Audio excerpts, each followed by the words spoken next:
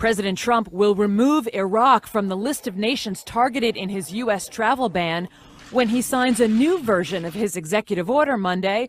The remaining 6 Muslim-majority nations on Trump's original ban, issued late January but later blocked by the courts, will remain. A White House official saying Iraq was taken off the list because it's imposed new vetting procedures, such as heightened visa screening and data sharing, and has worked with the U.S. to combat ISIS. Trump's new ban will not take effect immediately. Its start date yet to be determined. Coming to blows over their president.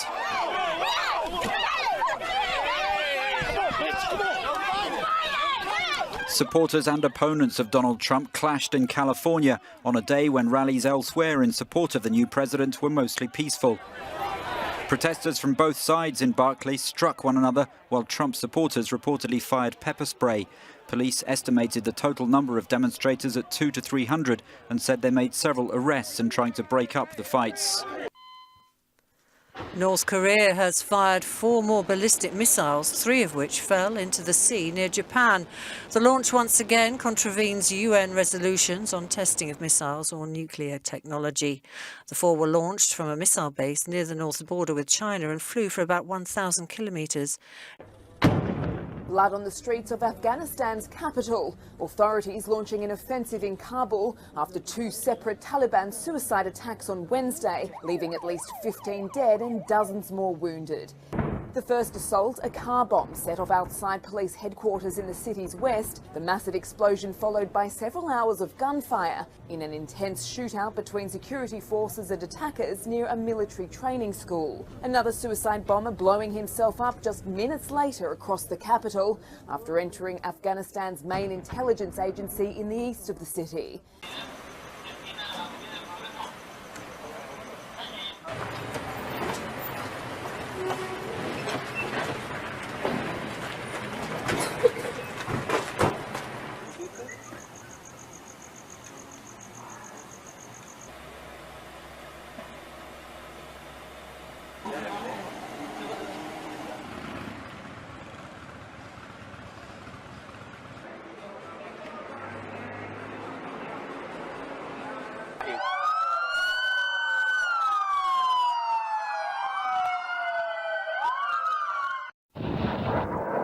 This footage purports to show a military jet crashing in Idlib near the Turkish border in Syria.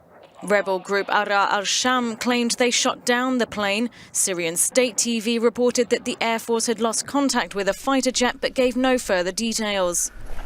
Turkey's state-run news agency said a Syrian military plane had crashed in the province of Hatay. It reported that the pilot had been found and taken to hospital. He had apparently managed to use his parachute to land safely.